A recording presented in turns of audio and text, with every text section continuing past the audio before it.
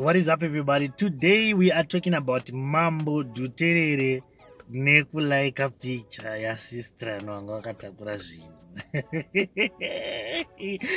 Welcome back to this channel. If you are new on this channel, don't forget to like this video and subscribe to this channel.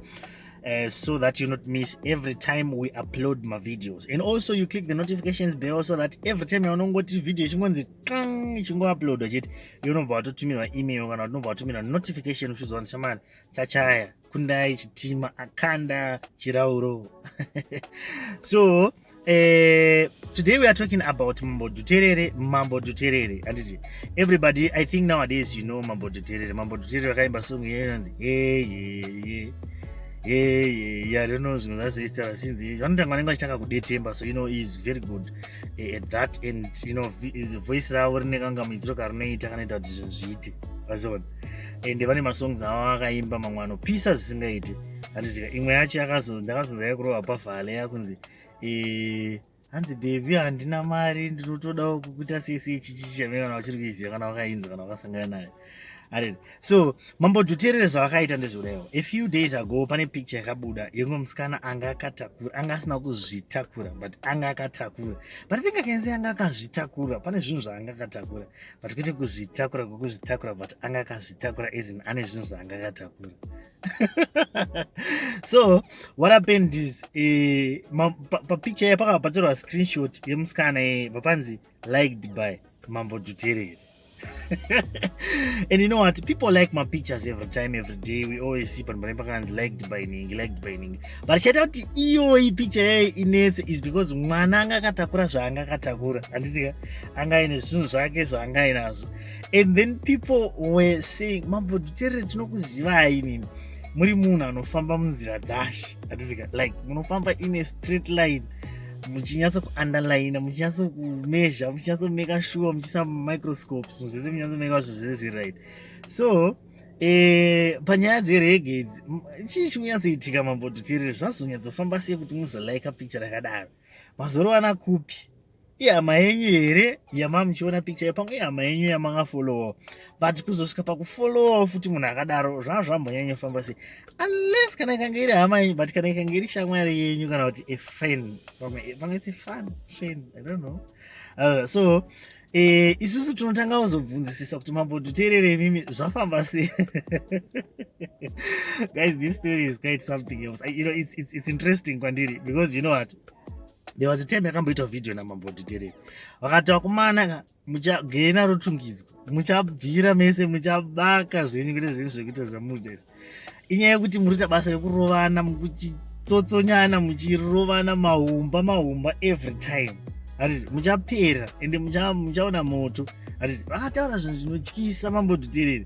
Usati pane zvinhu zvekuti yes vanhu toziva kuti tiri vatadzi, handiti but pamamba kuti ukasvika uchizotaura mwana muri vatadzi endamhene zvenyu muri kunda unobvira kudenga, handiti zvinhu zvekuti zvinotanga kuvhundutsa nekutyisa, anoona. Saka people don't really like to hear that kind of things. So Mambo Dhuterere vamwe vanhu vakatombatuka vakati Mambo Dhuterere mimi rege yakatanga kudhara musati mazvarwa imi, sei mauda kutanga kustopa rege iko zvino? Imwani kana uyakaimba wani akati no one can stop rege. Saka mautanga kutudza kuti musaita zvamurita izvozvo, hamene zvenyu muchapiswa naMwari.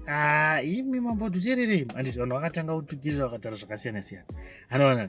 So iko zvino manjeka vanhu vakatanga kungoona bhozi zvinonzi Mambo Dhuterere vaite kana vakaenda kuma-events, kuma-album launch, kupi everywhere vanotakura mukadzi wavo vanofamba naye, handitika.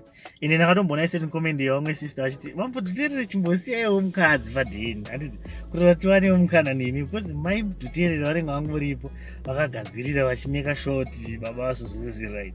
Saka hanzi tichimbotivaiwo mukana. Saka Mambo Dhuterere, the reason why he does that, I have heard many people, even men of God vachitaura kuti shamarika kana une mukadzi make sure unofamba nemukadzi wako pese paunenge uri, so that unoita kuti rege isazoitika, handitika as in usazotsotsonya vamwe vanhu kana unenge uchita zvinhu. Famba nemukadzi wako, even uchinamata mweya musina achita kubvira moto uchibaka kudaiwo pauri, anything can happen, handiti, because you are a human being, you are not God. So you have to make sure kuti unenge wakaita sei, unenge wakagadzirira every time uine mukadzi wako. So what Mambo Dhuterere has been doing, it is something that is beautiful. He's been doing a good thing, because he is trying to make sure he doesn't end up wakutanga kuridza rege.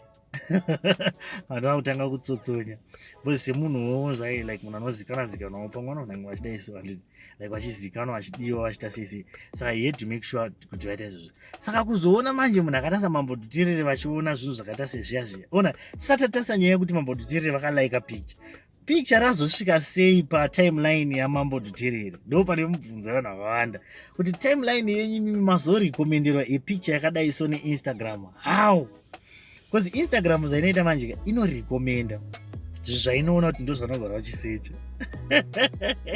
If you didn't know that, now you know. Kuti ka Instagram make sure kuti every time you search for something kana uchisecha kana mango unogara uchiona mango. Like inini ndogara ndichisecha mota mari chichichi handiti. So pandongoda kuenda pana search, even chida kusecha zimcelebs handiti ndikada kungonosecha kudaiwo ndotoona pakatonyorwa kutonzi ona mazimara handiti ona chakati zvemotivation and all that stuff. Haiona. Saka usually Instagram inokurekomenda zvinhu zvinoenderana nezvaunoita sei zvaunogara uchisecha handiti. So Mambo Dhuterere kana vakazoita pamwe vakasecha kana kuti pamwe inongonenge iri hama yavo kana kuti I don't know, what do you guys think? Do you think kuti musikana uyauya kana kuti mwana uyauya ihama yaMambo Dhuterere kana kuti unofungidzira kuti unozwa kuti paipai vanhu vakangoovhareacta? Mambo Dhuterere vane right way yekuita sei yekuonawo zvakanaka vachiappreciata vachilaika zvakanaka handiti. And also nyaya yekulaika, does it necessarily mean kuti munhu akalaika picture yemunhu atoenda kunoita slide into inbox yemunhu? I don't know, but what I know is it doesn't necessarily mean so, because togara chilaikawo mapictures ana Madam Boss, vana maititi, vana vakasiyana siyana handiti vakadzi, and sometimes don't wana iwo vana Mambo Dhuterere vana baba harare. It doesn't necessarily mean kuti tatoenda minbox inoti kumukuru zvakamira sei. Saka sometimes vamwe mukuru vanenge vangolaikawo, but kulaika chinhu manje pasocial media kune zvinhu zvakawanda zvakunoreva depending nekuti ndiana laika and achilaikani and achilaikei. Ndosaka isi tichizitanga kuzoongorora. So what I'm asking you guys is, what do you think about this story? Do you think kuti Mambo Dhuterere vanga vanakirwa nemwana kana kuti unongofungidzira kuti vanhu tiri ngoovhareacta Mambo Dhuterere vangolaikawo picture vachipfuura vakaita mistake kuita double tap paInstagram. And by the way, kana vakangori paInstagram, just go and follow Kundai Chitima, you know, chingondifollowa tipote tichirowa malive paInstagram, maiziya. Tichikueda because Facebook haichadi kueda vanhu, saka tizopota tichikueda. So this is what has been happening. Mambo Dhuterere vari kusota madeals vachilaika masemding evanhu.